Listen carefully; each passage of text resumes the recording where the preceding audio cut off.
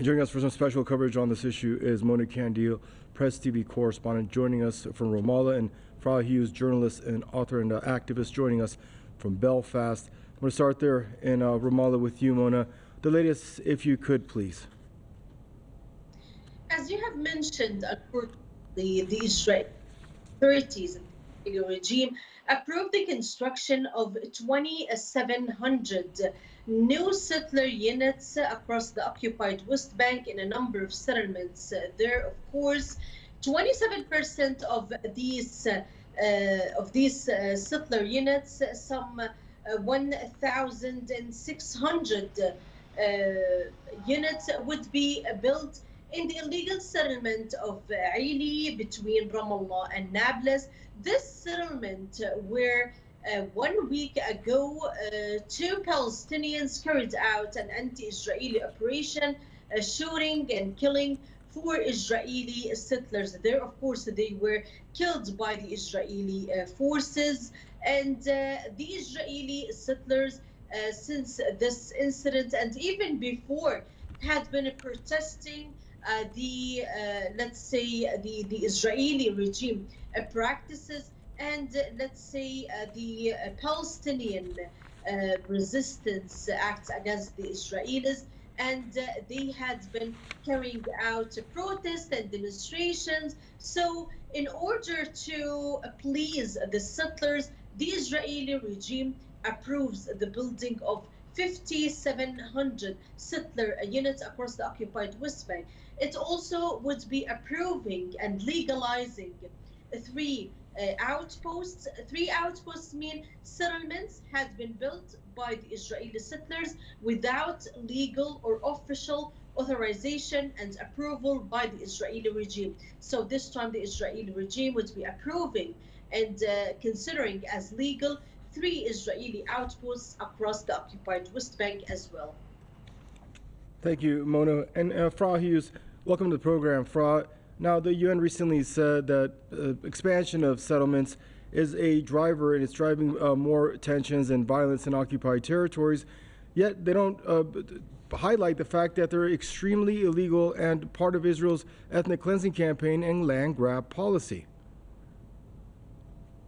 Yes, I think what we're witnessing is a kind of quickening of the continued Nakba. I find it ironic that there are now over 700,000 illegal Israeli Zionist settlers in the West Bank and, I assume, East Jerusalem, which is similar to the number of people that were forced out at the end of guns and pogroms and a campaign of murder and violence against the indigenous population in 1948, when it was the UN which helped to create the colony, the Western colonization of Palestine. So you have these people that have been forced out, the diaspora, who are living internally displaced within Gaza and within the West Bank, but also in Jordan and in Egypt and in Syria and in Lebanon and as far away as Argentina and Chile. And yet these 700,000 illegal settlers who are now rampaging, many of them, over the West Bank, burning Palestinian homes, burning their land, burning their crops, burning their cars, attacking their children. These people were never forced into the settlements at the end of a gun. They were offered free houses, they were offered a chance of jobs, and they were offered resettlement fees. So the people who have lost out are the people of Palestine, and the people who are winning in the short term with these settlements are these carpetbaggers, these land thieves, these illegal squatters who have come from Russia and America and the EU. And the reason why the UN just gives lip service to the fact that Palestinians their rights are being trampled on every day, and that these illegal settlements are being built on stolen land, they're being built with stolen water resources, they're being built on the bones and the dreams and the bodies of the Palestinian people. The UN is nothing but a talking shop, and it only acts in the interests of Western hegemonic EU, America, and Britain's foreign policies. And Mona, I'd like to, if you could please elaborate on what Farah just said, that often when we see these, to make room for these settlements, Palestinian families, their homes are razed, often their farms, clinics, schools, all kinds of structures. What becomes of these Palestinians, and what is their plight when they want to make room for these new settlements? Well, the Israeli authorities usually confiscate Palestinian lands very close to the areas where already had been confiscated in the past and settlements had been built. So, in case the Israeli regime wants to expand these settlements that are already built, they had already taken and seized lands around these settlements. But in case they wanted more lands to build the new settlements, then the Israelis would issue numerous, let's say, not, they would be notifying the Palestinians that these lands are close to the settlements or these lands are used for military purposes. So Palestinians would be forced out from their lands. Of course, what will happen to them? Unfortunately, even the Palestinian Authority cannot give them, let's say, homes or lands to build their new homes there. So they have to go to their relatives and stay there, and they try their utmost in order to bring their cases to the Israeli courts, hoping that they would return to their lands, or they can regain back their confiscated lands.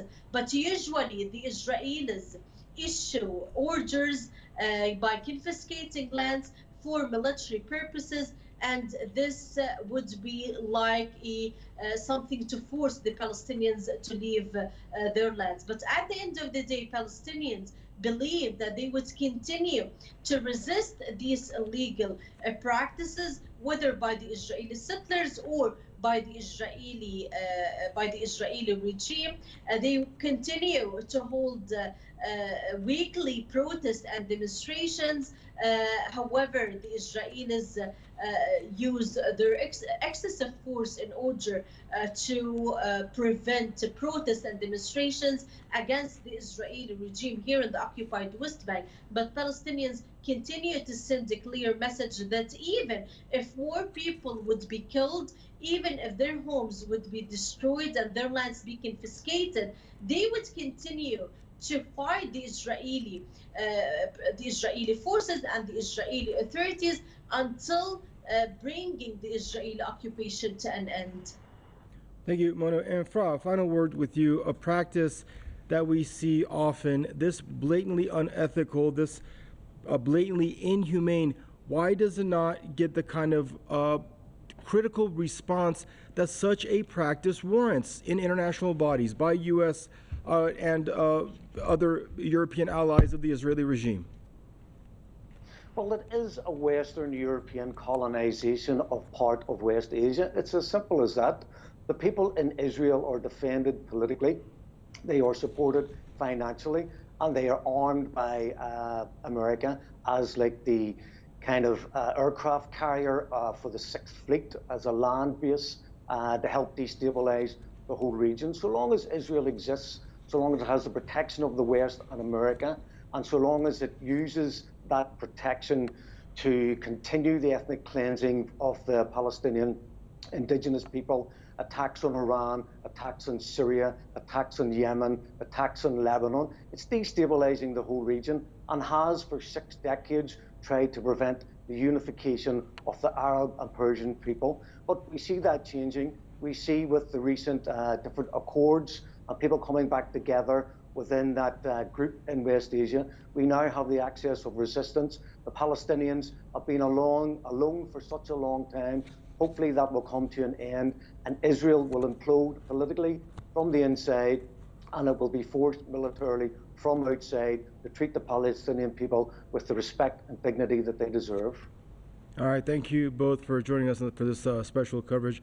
Press TV's Mona Kandil joining us from Ramallah, Fra Hughes, journalist, author, and activist, joining us from Belfast.